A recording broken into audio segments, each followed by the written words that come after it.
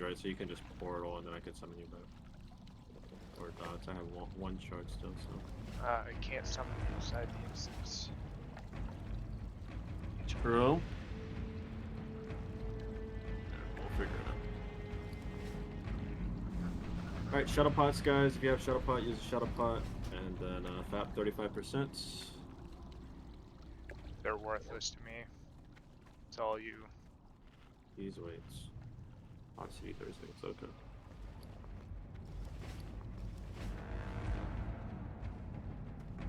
Let's have.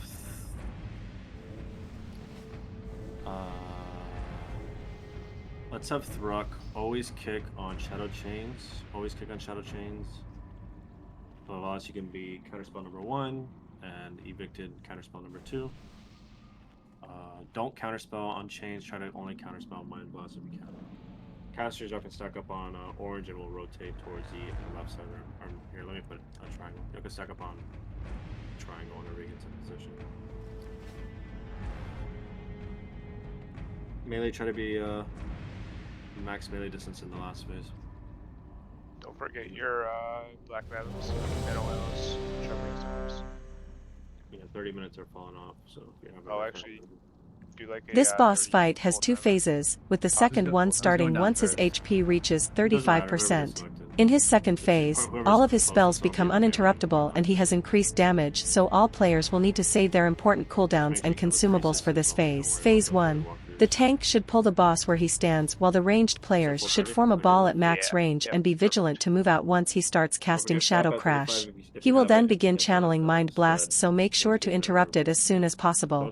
Players should also look out for his Shadowy Chains cast and interrupt it, as it can straight up wipe the group if left unchecked. His sleep ability will send the 2 closest to the boss players to the Dream Realm. They will need to escape it as soon as possible by killing the neutral phantasmal priestesses that worship near small statues. There are also invading nightmares which Twilight Lord Kelris absorbs for increased damage during his second phase, but they have too much HP to be dealt with accordingly. Once these mobs get to low HP, they will turn into Black Fathom tendrils. Upon death, there is a chance a small portal will spawn that you need to click to return to the boss fight. Keep in mind that you have 30 seconds before all of the mobs become hostile and attack you. Another thing to note is that the boss will not immediately target the same players who were under his sleep ability, so you will need to rotate players by ensuring you have enough fighting power and utility for the rest of the group to handle the boss mechanics. Thank you. There's a portal at Brook. There it is, take the portal. Holy fuck. It's alright, Jordan's a good tank. Yeah, you don't really need a tank on this one.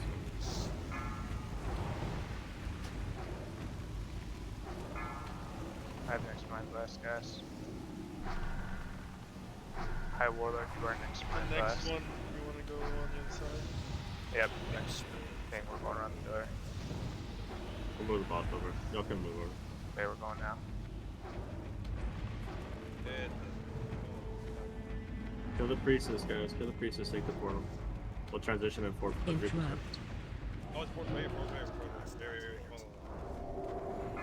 Alright, Faps, spread out. Faps and spread out, guys. If you have Faps, use them. Spread out. Phase 2.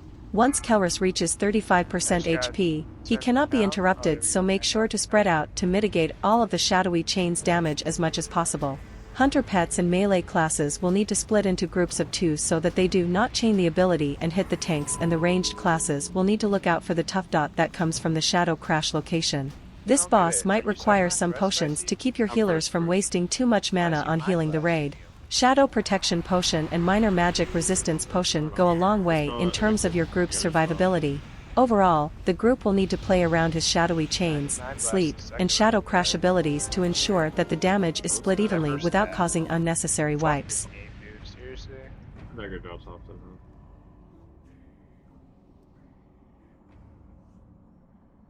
Sheesh. Maybe it's just random. You pick somebody and then mind boss them until they die. I mean, I looked it up. It said you Mind Blast is the second highest on thread. I guess that's just wrong. I don't know. Definitely first something.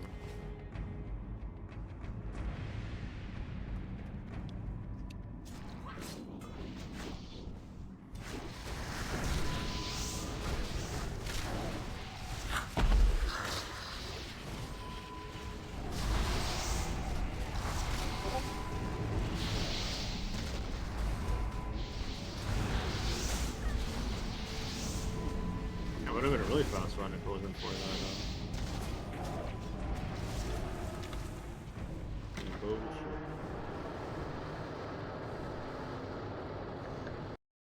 Fucking fleeing mobs.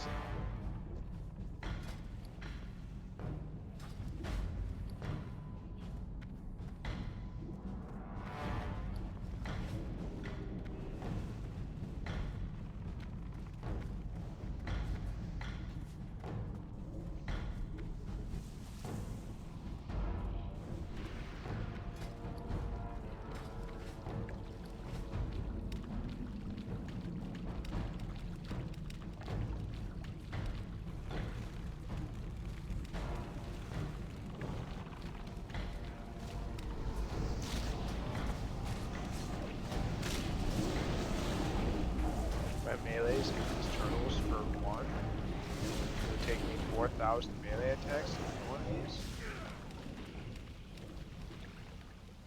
That's it? Yeah, that's it. Only 4,000. Greg, we'll have you do. Actually, we could do one tank on this.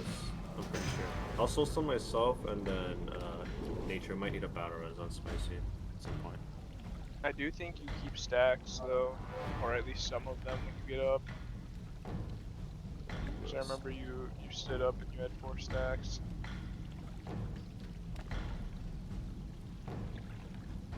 Should be fine though. Akumai has 2 phases. The second one is reached when he gets to 50% HP. We will take a look at some basic tips for you to be able to handle the boss during both phases. Then last phase, just pump boss. That's create a soulstone and then. Phase 1. The tank will have to pull the boss at his spawn as the other players form a circle around Akumai to minimize the impact his corrosive blast ability might have. It is crucial to avoid all possible stacks of corrosion as the healers will quickly be out of mana if they attempt to heal you. Once the tank begins stacking corrosion, they will have to quickly go to the closest cleansing pool, so they remove the debuff once at 3 to 4 stacks. Keep in mind that the pool will become corrupted and it will apply stacks of corrosion if you stand in it, as adds spawn from it for you to focus down.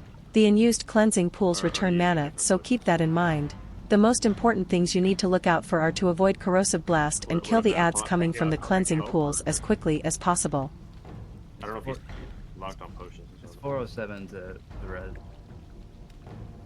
Right, we'll see. If not, then whatever. It's not the end of the world.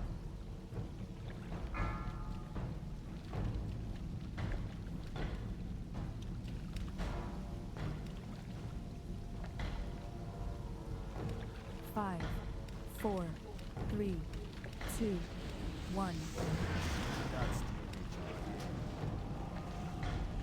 Stack on the boss range. Yeah, get stacked up.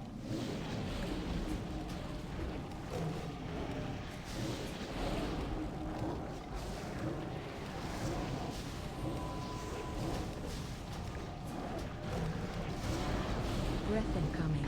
Console.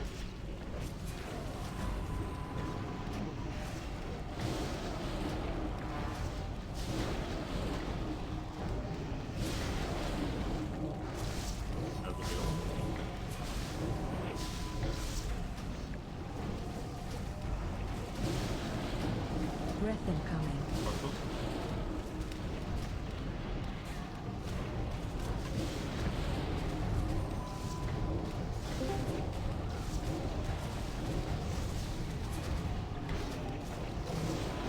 Sunders are gonna fall, Jermaine!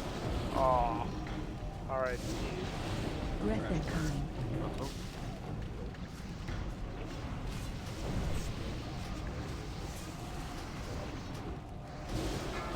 Instead of Azis coming up now, guys, the boss is immune. You can focus on it here.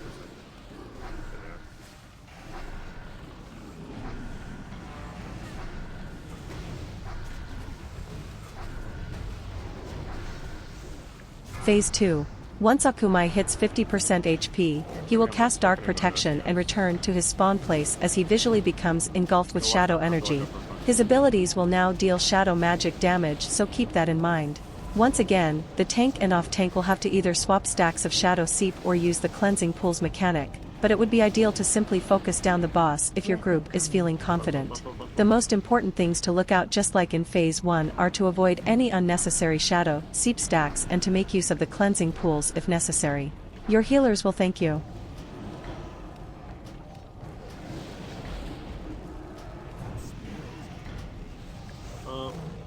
Could be dying. Breath incoming. Frontal.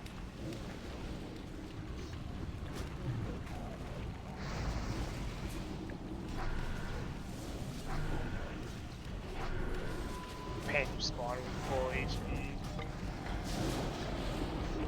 Oh, I got yeah, I got the max next. That's alright, just heal whoever it's on. Breath incoming.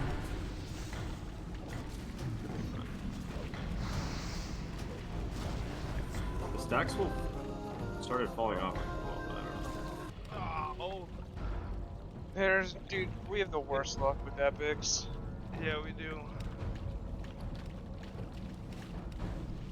How many runs do we gotta do, man?